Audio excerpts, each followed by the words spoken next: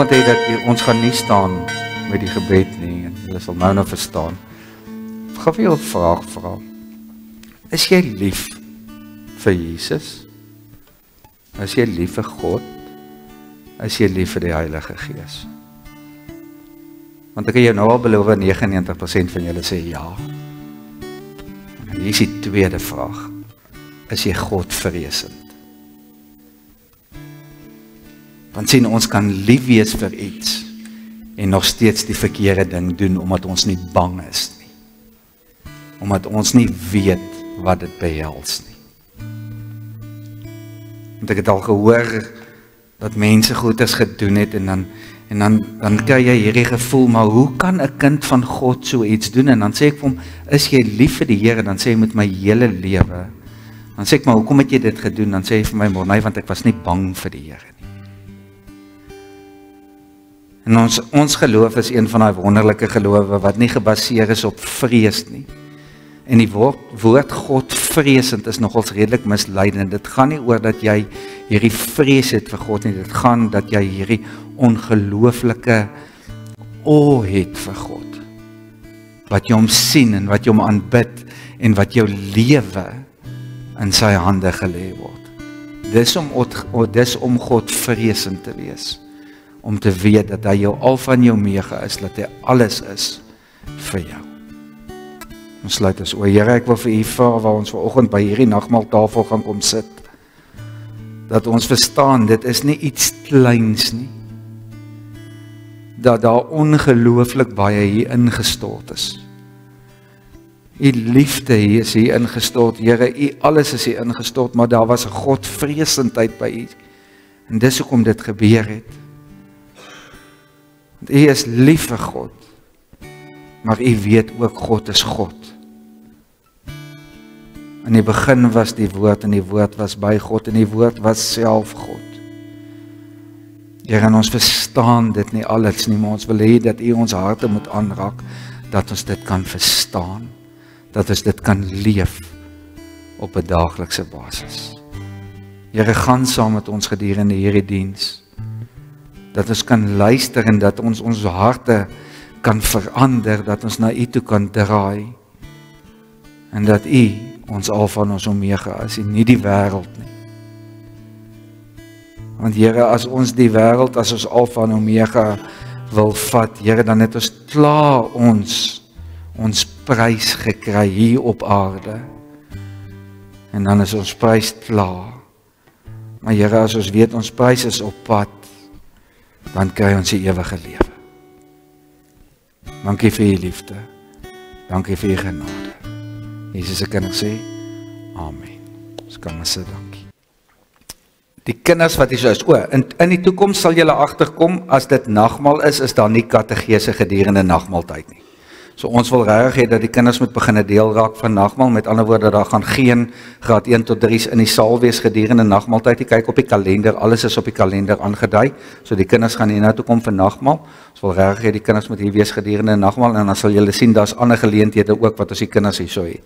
Maar net vir bietjie duidelikheid. Nou, ek wil gou by die kinders sien, die van julle wat hier is. Wie van julle het al hierdie rympie ergens gehoor? Ek glo in God die Vader, die Almagtige, die Skepper van die hemel en die aarde. Wie het al ooit gehoor wat so het? Hy begin so. OK, 1, 2, 3. Baie geluk, kinders. Kinders is gewoonlik onder 15. OK, hier's 'n paar. Die gedeelte wat ek vanoggend net wil uitlig van ons geloofsbelijdenis, want dis wat dit bekend staan as. Daar's 'n gedeelte wat ons lees, wat gelei het, gekruisig is onder Pontius Pilatus, gelei het in Terrell en Egelaar, daai gedeelte. En ek wil die komma gou skuif. Wat gelei het, komma, onder Pontius Pilatus gekruisig is. OK? Nou, wat gelei het onder Pontius Pilatus, komma, gekruisig is, gesterf het. Wat is die verskil? 'n Ongelooflike groot verskil, want as jy die eerste ene vat, wat gelei het, komma, onder Pontius Pilatus gekruisig is, beteken dit, dat Jesus het gelei en Pontius Pilatus het hom gekruisig. Maar as jy die tweede ene vat, wat gesê het, wat gelei het onder Pontius Pilatus, gekruisig is, dan beteken dit is, hy het gelei as gevolg van Pontius Pilatus. Wat die een is reg? En ek gaan nie vir julle die antwoord gee, en ek wil regtig hê julle moet gaan soek. En bietjie vir jouself dit sit en neerskryf, en by jouself dink, wat die een is reg? Het Jesus gelei onder Pontius Pilatus?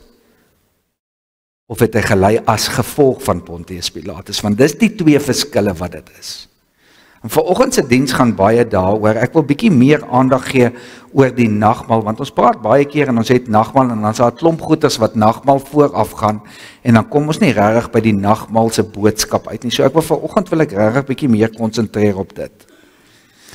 So rukkie terug het ons Paasfees gehad en ek het gepraat, ek het nie Paasfees gedoen nie, Gerard het, maar dit gaan oor Holy Week. En die Heilige Week, dis die gedeelte wat oploop na Paasfees toe. En daar het 'n klomp goeders gebeur gedurende daai tyd. En waaroor gaan Pinkster? Waaroor gaan daai wat hulle in daai tyd, in Jesus se tyd, wat hulle Pinkster, en voor Jesus se tyd, wat hulle Pinkster herdenk het. En ek het gesê, en ek sê dit weer, die Engels sê dit vir my baie beter, is Passover. Dis waaroor dit bekend staan, wat dit as bekend staan. En dit verwys terug na die tyd waar die Israeliete en die Jode, met ander woorde, van oral gekom het Jerusalem toe, 1 keer 'n jaar. En dan het hulle daar kom sit en dan het hulle 'n gedenkenis gehad, wat hulle klomp goed vier het. En die belangrike ding wat hulle gevier het gedurende daai tyd is die volgende. En hierdie is oneindig belangrik, want dis waaroor alles gaan. Verstaan gou een ding mooi.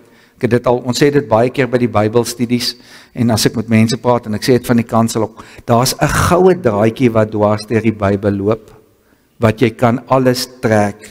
Jy kan sien dat Genesis 1 is vergelyk, dit gaan na die Nuwe Testament toe, en die Ou Testament en die Nuwe Testament is met mekaar verbind, ensovoorts, en daar's sulke lyne wat met mekaar verbind is.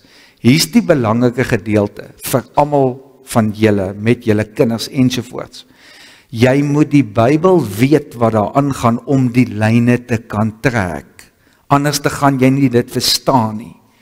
Want as ek vir jou iets sê, dan neem ek aan dat jy dit weet, sodat jy die ander ding kan weet. So baie keer dan raak ek so opgewonde hiervoor, want ek het iets niets ontdek, wat ek voorheen nie geweet het nie, of vir die eerste keer weer raak gesien het, en dan sê ek dit by plekke, of vir kinders, of wat ek kan, en dan sit hulle my so in aankyk, en dan so wat. Dan is dit soos, verstaan jy nie die ongelooflike implikasie van dit nie. So ek wil vanoggend bietjie van daai goeders doen. So wat is die implikasie van dit? As in die Ou Testament was die Israeliete in gevangenis gewees. Met ander woorde, hulle het stoute goeders aangejaag vir hoe lank, God het hulle hoeveel keer gewaarsku, hulle het nie geluister nie, soos gewoonlik. En toe vat hy hulle in ballingskap weg. En hulle is toe op 'n stadium, was hulle by Egipte gewees, en hulle het onder die Farao, het hulle baie swaar gekry vir baie lank. En op 'n stadium, dan kom Moses daaraan, en dan sê hy vir hulle, ek wil hierdie mense wegvat uit dit uit. Want hulle is slawe hier, so hulle bly nie, hulle is nie as vry mense nie. En dan sê die Farao vir my, gaan nie. En dan sê 'n klomp pla, en die laaste plaag wat gebeur, is wat? Die sterf van die eersgeborenes. Dis belangrik. Hoekom? Want God gaan en hy sê vir Moses, sê vir almal, vir al my mense, vir al die Israeliete, vir al die Jode, wat daar bly, in gevangenis. Vanaand gaan ek die doodsengel stuur oor al die huise. En alle eersgeborenes, en dit was van diere af regdeur tot volwasse mense wat eersgeborene was. Ek het altyd gedog ons net kinders, maar dis almal gewees. Almal wat die eersgeborene is, gaan doodgaan vanaand. En die enigste manier hoe jy gaan gered word, is deur die bloed van die lam. Wat beteken dit? God het vir Moses gesê, ek gee vir jou die opdrag, jy moet gaan, jy vat 'n lam, jy slag hom, jy vat die bloed, jy smeer dit aan die deurkosyne van jou huis, met ander woorde kon sê, maar dis die deurkosyn hierdie, aan die kant, aan die bokant en af, jy smeer dit daar, en as die doodsengel daar kom, dan weet hy, hierdie huis is beskerm deur die bloed van die lam. Met ander woorde, dit is God se mense wat hier bly. Doodsengel, jy's nie welkom hier nie. En dan het hy verbygegaan. Dis nie hulle wat dit uitgedink het nie, God het daai opdrag vir hulle gegee. So met ander woorde, toe het hulle dit gaan doen. Moses het dit vir hulle vertel, hulle het almal gegaan, hulle het dit gaan doen. Volgende dag, toe hulle opstaan, is al die eersgebore kinders dood van die Farao en sy volkse mense. Farao sê toe net, gaan asseblief net. Want sy eie kind is ook dood. En onthou, daai tyd het die Farao 'n god geword. Hulle het hom aanbid. Hulle het standbeelde gemaak van hom. So as jy doodgaan, is die God besig om dood te gaan, en 'n God kan mos nie doodgaan nie. Verstaan julle die implikasies van dit? So met ander woorde, so God sê dan vir hulle, onthou dit, smeer die bloed van die lam. So wat kom doen die Israeliete, die Jode, elke keer, 1 keer 'n jaar in Jerusalem? Hulle kom herdenk dit. En dis hoekom hulle dit Passover noem. Dis hoekom ek sê, is vir my mooier in Engels. Because the death angel passed over the house. Hy het oor die huis gegaan, want hy was verbied om daarin te gaan, as gevolg van die bloed van die lam. So, wat gedenk hulle? Die genade van God, is die eerste ding, en die tweede ding, die offer van die lam. Dis wat hulle gedenk het. So waarna wys dit? Die genade van God vir ons nou. Wys na die genade wat God vir ons het, en die offering van die lam van Jesus Christus. Dis waar dit vandaan kom. En dan hier in Exodus 20, julle kan 'n bietjie gaan, Exodus 12, skus. Exodus 12 is daar 'n duidelike verduideliking van die instruksies, hoe die Passover lam gekies moet word. Want sien, wat gebeur het is, as hulle daar by mekaar gekom het, dan het hulle 'n offer gebring om die sonde dood te maak, om dit te bedek. En dan sê God daarso vir hulle in Exodus 12, die Joodse vaders, al die papas van die huis, moes 'n vlekkelose lam gekies het, met ander woorde 'n lam wat niks mekeer het nie, om geoffer te word op die 10de dag van die eerste maand. Die 10de dag van die eerste maand. En dan as jy kyk in Johannes Evangelie en jy lees dit, Matteus, Markus, Lukas, Johannes, 4de Evangelie, as jy hom lees, dan verwys dit daarna dat as jy op sy tydlyn kyk, dan sien jy die dag wat Jesus op die donkie val, ons gaan nou daarby kom, op die donkie val, in Jerusalem ingery het, was die 10de dag van die eerste maand. Met ander woorde, wat het gebeur? Al die Joodse papas gaan maak die slaglam, die dankofferlam, die lam wat moet doodgemaak word, gaan kies hy tussen sy kudde uit, en hy kies die beste een. Wat doen God? Hy kies sy lam, wat hy vir ons gaan offer, sodat die sonde weggewas kan word. Sien julle die vergelyking tussen hierdie twee? Ek wil gou net op die lam aspek net bietjie skuif. Die van julle wat boere is, nou presies weet waarvan ek praat, is elke nou en dan het jy mos daai een lammetjie wat die ooi weggooi. En ek weet nie altyd wat is die rede nie, en hulle kon nog nie regtig uitvind wat is die rede van dit nie, maar dit is, Engels is 'n baie mooi woord, is 'n bummer lamb, ons praat van 'n hanslam. Maar dis nie regtig 'n hanslam, is eintlik die verkeerde woord. 'n Hanslam is eintlik net 'n lam wat nie 'n maai het nie. 'n Bummer lamb is eintlik letterlik 'n lam wat weggeskop word, wat afgeskop word van haar ma af. En ek praat nou van daai tyd, nie meerendeels vandag meer so kwaai nie, maar daai tyd, wat het gebeur? Onthou, die skape was ongelooflik belangrik geweest vir die Jode. Dit was hulle, ek wil amper sê brood en botter. Hulle het die wol gebruik, hulle het vleis gebruik, hulle het velle gebruik, alles. En dit was vir hulle soos kinders. Hulle het nie 'n magdom skape gehad nie, hulle het 'n klein vlak gehad, 'n klein hoeveelheid skapies.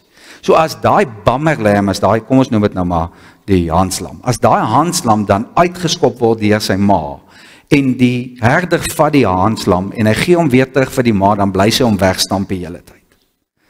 En al wat hy kan doen op daai stadium, is die herder kan daai hanslam vat, daai bammerlam vat, en hy vat hom huis toe. En daai hanslammetjie bly binne in die huis. En hy word daar melk gegee. En hy word daar opgetel en nou en dan teen daai bors van daai herder vasgedruk. Want as dit nie gebeur nie, gaan die hanslam dood. Nie van honger nie, van 'n gebroke siel. Hulle gaan letterlik dood van 'n gebroke siel. Want dink gou by jouself, as jou ouers jou weggooi, en niks met jou te doen wil hê nie, wat doen dit aan jou menswees? En dis presies dieselfde wat hier ingaan, wat hier gebeur. As daai herder nie intree om daai lammetjie te vat, en daai lammetjie groot te maak, by homself, by sy huis, by die hitte, met 'n bottel, wat hy vasdruk teen sy bors, nie gaan daai lammetjie dit nie maak nie. En ek het al gesien, dis die mooiste ding in die wêreld. Op 'n stadium raak hierdie lammetjies groter, en hulle kan op hulle eie aangaan, en dan word die lammetjies teruggesit in die noem mense dit 'n kudde, is mos, klomp skape by mekaar, trop, skies, sit dit terug nou, yes, goeie boer, terug by die trop, en as hy by die trop is, dan gaan daai hanslam en hy gaan aan, want hy het nie meer nodig om op sy eie te wees nie, want hy is groot genoeg. En ek weet nie of julle dit al ooit gesien het, dit is die mooiste ding in die wêreld, as daai klomp lammers daar op die land is, en hierdie herder, die boer kom staan hierso, en hy skree, skapies, dan hardloop daai hanslammers 'n bloedskoot om daar uit te kom. Hulle is altyd eerste daar, altyd. En die res van die skape kom maar agterna. Maar daai hanslammertjies is daar. Want hoekom? Luister mooi. Toe daai hanslam stikkend was, gebroken was, weggegooi is, niks werd was nie, het die herder gekom en hom uit sy omstandighede uit opgelig, vasgedruk teen sy bors en vir hom liefde gegee. Daai herder het met daai hanslam gepraat, daai hanslam het die hartklop van daai herder gehoor. Hy het die asem gevoel.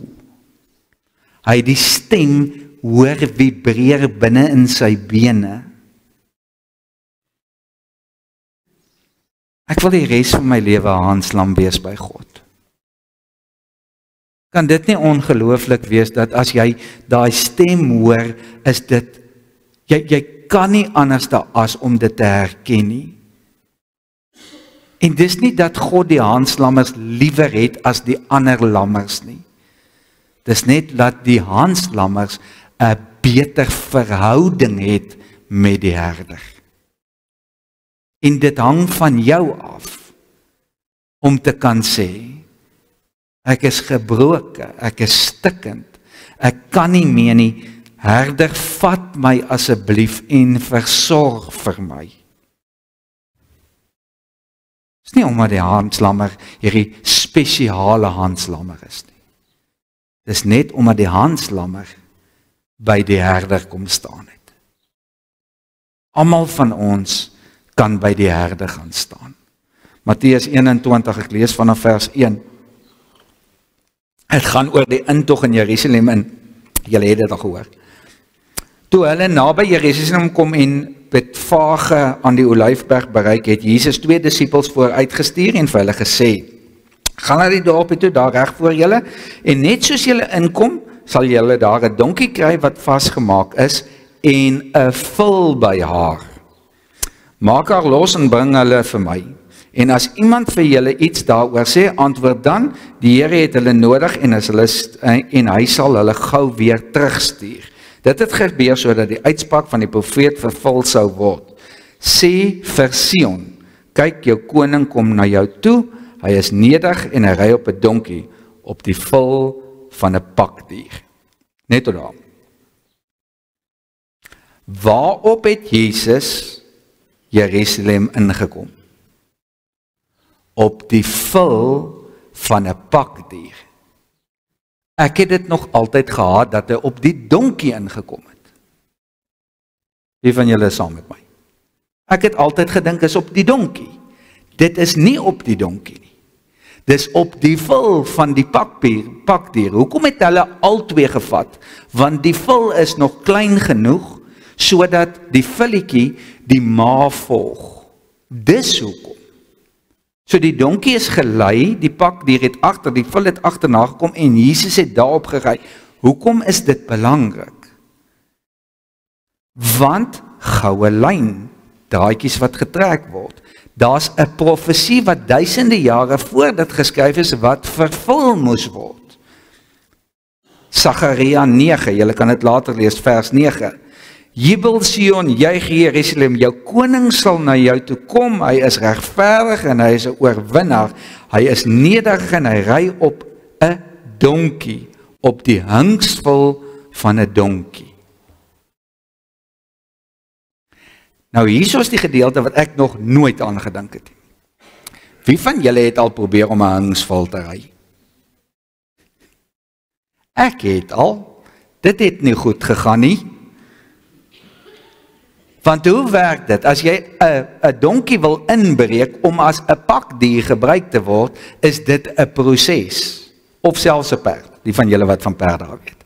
Want jy begin en jy gooi op 'n stadium, gooi jy net eers 'n kombersbo oor hom, laat hy voel daar's gewig bo op hom. En dan later kom 'n saal by, en later kom daar gewig by, en later klim jy op. Dis nie 'n halfdag proses hierdie nie. Jesus kom daar aangestap, hulle bring daai vel, Jesus klim op daai vel doen niks. Ons mis dit. Ons mis daai klein wonderwerke wat gebeur op pad na die groot wonderwerk. Dis dalk nie vir jou baie nie, maar vir my is dit baie. Dat Jesus selfs hierdie ongerepte natuur kan sê, jy loop nou rustig. Want ek moet hier ingaan, want ek moet 'n profesie gaan vervul. En hy klim op daai hingsvel. En hy stap saam met daai daarin. Daar's 'n naamlose man, nêrens in die hele Bybel word hierdie man genoem nie. En hierdie as gevolg van hierdie man se donkie word hy deel van Jesus se storie. Ek het dit nou die dag ook gesê. En hierdie is vir julle, as ons deel raak, of net as ons deel, wat deel jy van jouself? Het julle al agtergekom, hoe sit ons mure op? So wat deel jy van jouself? Wat deel jy van jouself by die kerk? Verstaan my mooi, die Bybel sê vir my, hierdie wat ons hier doen is ongelooflik belangrik. Koinonia, die saamkom van gelowiges is belangrik. Ons het Woensdag kerkraadsvergadering en dis een van my punte. Ons moet ons ouers aanmoedig om hulle kinders kerk toe te bring.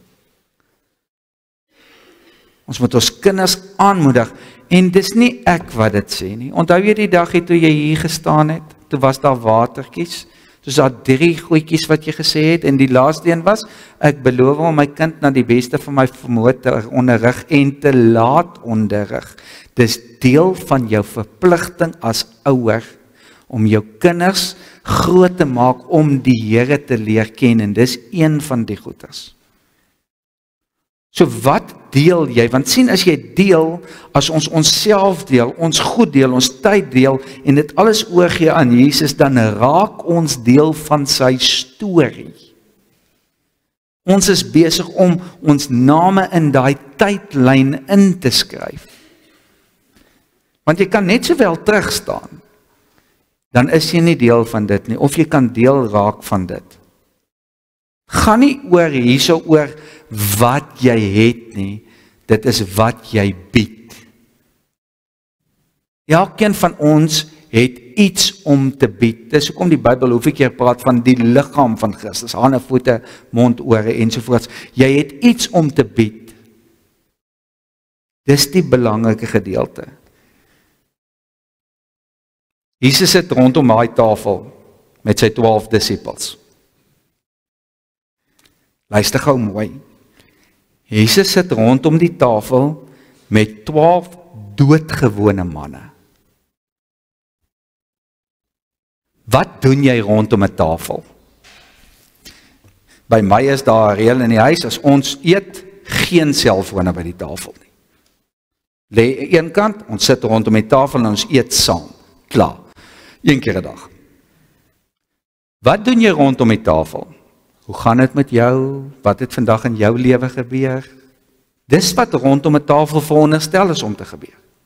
En dan kuier ons rondom die tafel. Jesus is rondom die tafel met sy 12 disippels en hulle is besig om stories te deel. Hulle is besig om te lag. Dalk is daar 'n traan wat gestort word oor een of iets anders. Hulle is besig om saam te kuier. Hulle spandeer tyd saam. Daar's die kernwoord. Tyd saam. Moedersdag, wat het ek nou dag gesê? Wat wil ma sê? Tyd saam met hulle familie.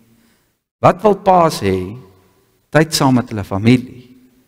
Hoe weet ek dit? Want God sê so. Hy wil jou tyd hê. Jesus sit hier saam met hulle en dink gou by jouself. Jesus weet hierdie goeters. Hy's besig om hulle te bedien. Net voor dit het hy hulle voete gewas. Hy's besig om hulle te bedien. En hy breek die brood en hy gee dit vir sy een disipel en hy sê vir hom, hier's Judas, hier's vir jou brood en kos. En Jesus weet, jy gaan my verraai. Dis jy wat veroorsaak dat hulle weet presies wie ek is en ek gaan hang aan die kruis, want jy gaan my uitwys. En hy breek die volgende stuk brood en hy gee dit vir die volgende ou en hy sê, hier's Thomas, jy gaan nie glo wat hulle sê nie. Want jy gaan sê, ek wil eers die gate sien en ek wil eers die spykers sien en ek wil hierdie gat in sy sy, en voordat ek my hand daarin druk, gaan ek dit nie glo nie. Maar Thomas, ek is vir jou lief, nes jy is. En hy gee vir Petrus, en hy dink by homself, just like it, hulle gaan vir jou vra, ken jy die man? Hy gaan sê, nee, ek het nog nooit van hom gehoor nie. 3 keer na mekaar. En hy deel aan die res van hulle uit, en hy weet, as hulle my kruisig hardloop, julle almal weg, behalwe een. Almal van julle is lafwaarts. Julle gaan weghardloop. En Jesus sit en hy glimlag, en hy kuier saam met sy pelle rondom 'n tafel, en hy weet hulle gaan hom in die rug steek. Jesus gaan na die Olyfberg toe, hy word gevange geneem, hy word voor Pontius Pilatus gebring, en hy word onskuldig bevind. Hoor mooi, hy word onskuldig bevind. Dit Vrydagoggend het ons hier oor gepraat, en ek wou nog vir Jan sê, dit is die vandagse stuk. Matteus 27, die gouverneur vra vir hulle, Jesus staan hier voor hulle, daai stadium was dit die gebruik geweest, dat hulle daai tyd sou hulle iemand wat in die tronk is vrylaat. Gouverneur vra vir hulle, watter een van hierdie twee, Jesus Barnabas, Jesus wat die Christus genoem word, staan langs hom. Watter een van hierdie twee moet ek loslaat? Barabbas, antwoord hulle. Die een wat hulle weet 'n moordenaar is. Hy het dit erken, hy is skuldig. Barabbas. Pilatus sê vir hulle, wat moet ek dan met Jesus wat Christus genoem word? Wat moet ek met hom doen? Wat skree ons? Kruisig hom. Skree hulle almal. Hy vra, watter kwaad het hy gedoen? Hoe kan jy dit sê? Watter kwaad het hy gedoen? Maar hulle skree nog harder, kruisig hom.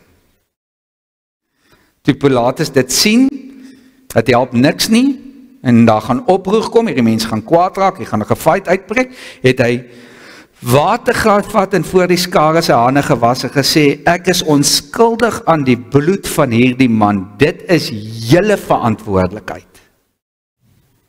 Toe antwoord die hele volk, en ek dink nie hulle weet wat hulle gesê het nie, en dis hoekom Jesus aan daai kruis gesê het, Here vergewe hulle, want hulle weet nie wat hulle doen nie. Wat skree hulle hierso?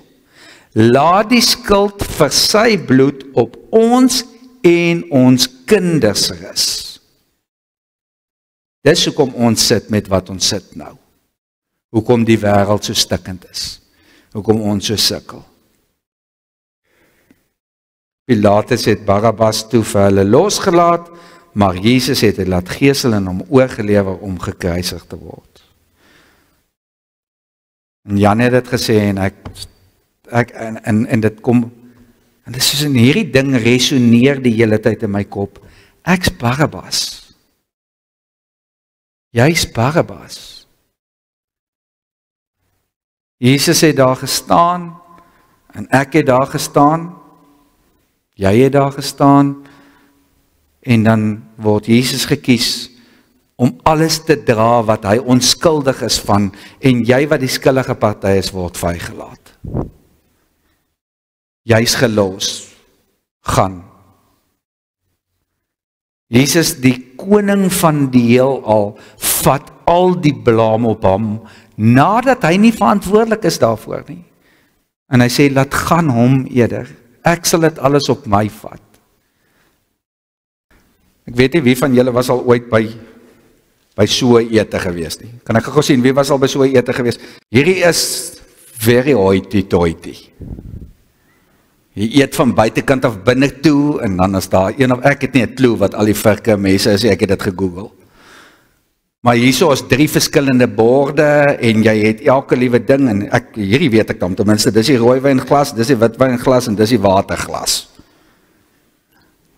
En dan is daar verskillende virke, en hierso is jou brood, en dis hierdie ongelooflike belangrike mense wat na die ding toe gaan. Ek was by een van sulkes gewees, en ek dink hulle het my per ongeluk genooi.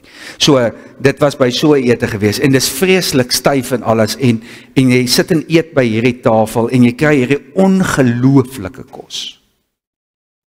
En dan kry jy die volgende ene. Blikbord, blikbeker. Hierdie is meer my sien.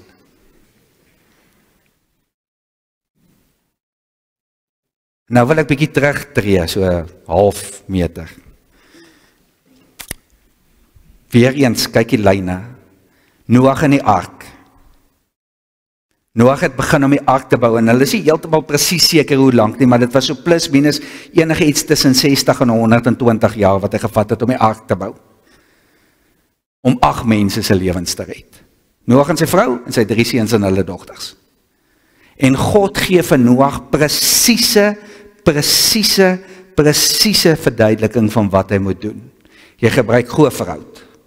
Die ark moet so lank wees, by so breed, by so diep. Daar mag net 1 deur wees, daar mag net 1 venster wees. Jy moet hom buitekant seël met pik. Al hierdie goeders moet wees. Daar moet soveel diere ingaan, en soveel van elke soort, en soveel rein en soveel onrein, en al hierdie tipe goeders, en al daai goeders word gedoen, en dit vat hierdie ongelooflike tydperk, en is net hierdie 4 van hulle wat bou aan dit, en die vrouens wat help met dit, dis al, en dis nie soos op hierdie Bybelstories wat die skilpaaie en goeders goed aangedra kom nie, dit is Noag alleen gewees, hy en sy familie. En hulle is besig om hierdie ark te bou, en hulle berei voor vir hierdie sonvloed wat op pad is. En hulle het nou so rukkie terug, ek het dit gesien, het hulle ek wil net kyk, waar is die plek? Noord Kentucky in Amerika, het hulle die ark herbou, volgens daai spesifikasies. Ek gee julle 'n raai, hoeveel hout is gebruik vir daai ark? 14.000 bome. 14.000 bome is gebruik om hy ark te bou, om te kry vir daai spesifikasies van hoe hy moet wees. Vir 8 mense se lewens. 8. 14.000 bome. Maar God werk deur iemand om dit te laat doen. Hierdie ongelooflike klomp goed wat moet gebeur om die mense te red. Al daai moeite, al daai krag, al daai sweat, net om 8 mense te red. En dan wil ek na hierdie kant van die tafel toe kom. Ons weet presies wie ons weet presies wie die ark gebou, ons weet presies hoe groot hy was, ons weet presies alles van hom wat daar moontlik is. Hierdie kant van die tafel. Jesus is gekruisig aan 'n kruis. Hoe groot was die kruis? Wie die kruis gemaak? Van wat se hout is die kruis gemaak? Wie het alles in mekaar gesit?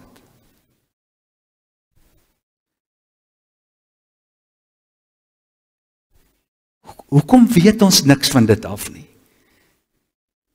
8 mense, rarig, die koning van die heelal, ons weet omtrent niks van dit af nie.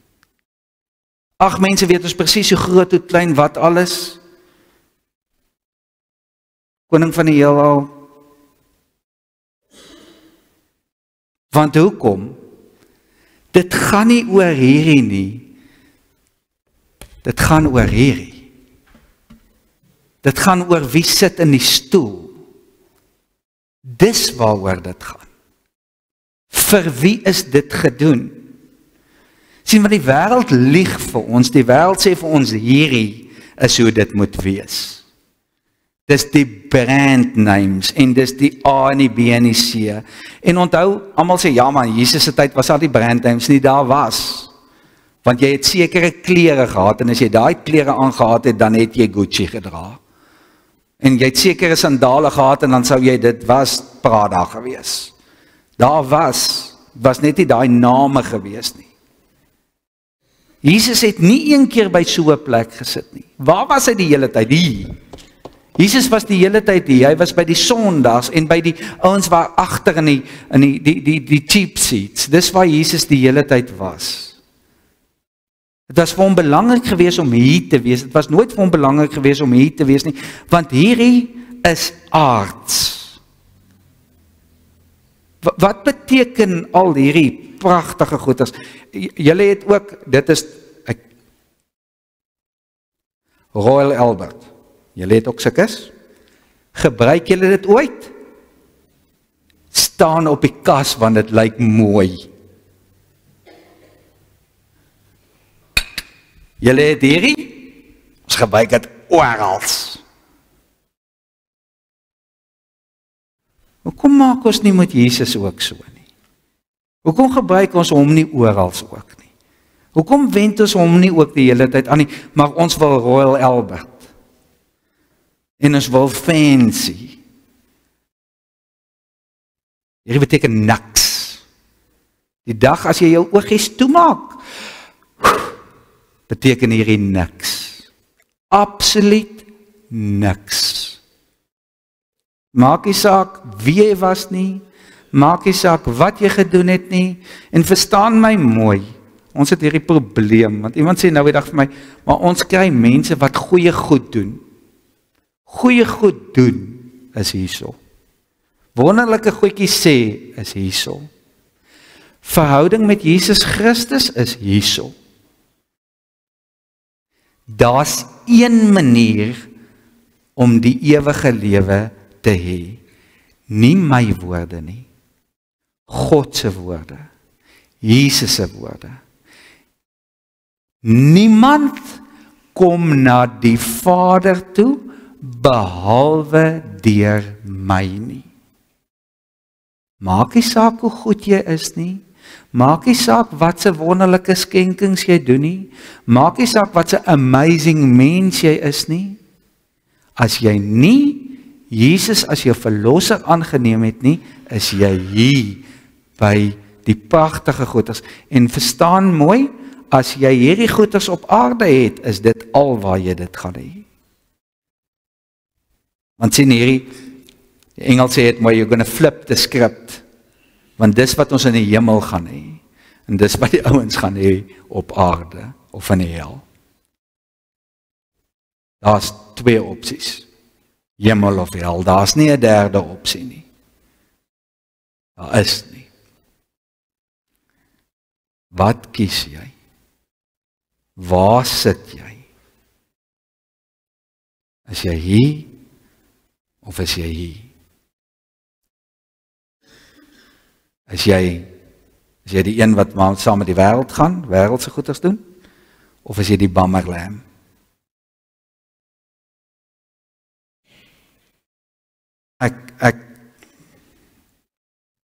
Wat kospoor dieselfde uit hierdie bord is, as dit hierdie bord uit. Is so. En net vir al die mamas en papas, wat hierdie pragtige, wonderlike goeders hier so het, wil ek vir Nathaniel aanhaal. Water proe baie lekkerder uit so 'n glas uit. Ons hou op om hierdie wonderlike goedjies op aarde te vergader en in kaste weg te sit, en kom ons geniet ons lewens. Appel van my se ma het hierdie ongelooflike mooi Carol Boys teelepel gehad, suikerteelepel. It's beautiful. Sy het dit by Carol Boys persoonlik gekry. En sy is oorlede, dink 16 jaar daarna. En daai wonderlike pragtige teelepeltjie lê nog net so in die boksie op die kas. Wat maak sy nou met hom? Julle, kom ons geniet ons lewens. Jou tyd saam met jou kinders is baie kort. Jou tyd saam met jou man en jou vrou is nog korter. Jou tyd op hierdie aarde is baie kort. So kom ons sorg dat die tyd wat ons oor het op hierdie aarde saam met ons geliefdes, dat ons hulle kan saamvat hiernatoe. Want dan gaan ons weer tyd saam met mekaar spandeer. So ek wil vir jou sê vanoggend, ek wil nie sê dis 'n challenge nie, is nie 'n challenge nie, maar wanneer laas het jy 'n bietjie gepraat oor Jesus met mense vir wie jy lief is? Vir hulle gesê, hoorie, het jy 'n verhouding met die Here? Hoe help ek jou om my verhouding beter te maak? Ons sal moet. Ons sluit die woord. Here, ek wil vir U dankie sê vir U liefde, vir U genade en vir alles wat U vir ons doen, Here, en waar ons nou besig is om voor te berei vir hierdie nagmaal. Wil ek vir U vra om saam met ons te gaan. Dat ons dit kan verstaan waaroor dit gaan, dat dit nie net ewe skielik net brood en wyn is nie, Here, maar dit gaan oor bloed wat gestort is vir ons, 'n liggaam wat uitmekaar geskeur is vir ons. Ons vra dit in die groot naam alleen. Amen. Een ding wat ons moet onthou is, ek het net nou vertel, dit was vriende wat rondom 'n tafel gesit het en dit was 'n kuiergeleentheid en hulle het in die bovertrek gesit en Jesus het daar gesit en hy het met hierdie vriende van hom sit en kuier en baie goed wat hy gesê het nie sin gemaak nie en Jesus het die brood gebreek. Nadat hy die brood gebreek het, het hy vir sy disippels gegee en vir hulle gesê, hierdie is my liggaam wat gebreek word. Dis hoekom ek so hou van hierdie, as mens 'n lekker stuk brood het, want dit breek so in jou hande. En as jy dink waar deur Jesus is en wat hy alles vir ons opgegee het, want Jesus se liggaam is gebreek. Dit was fisies gebreek. Dit was nie stikkend nie, dit was gebreek. Jesus het sy liggaam gebreek, of Jesus se liggaam is gebreek vir ons.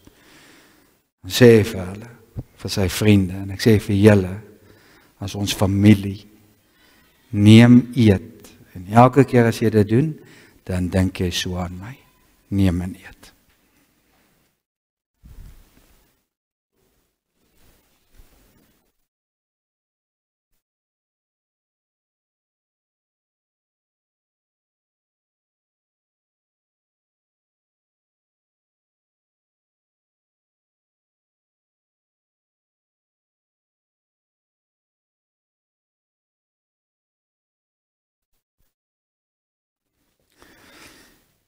En Jesus het die wyn gevat.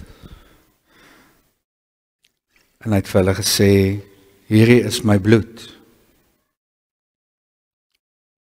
En daar's 'n skets wat daar bo op die skets staan waar Jesus aan die kruis staan. Niemand sal ooit weet hoeveel bloed het gevloei nie. En hy het gesê, neem en drink. En dink dan so aan my. So neem en drink en dink dan so aan Jesus.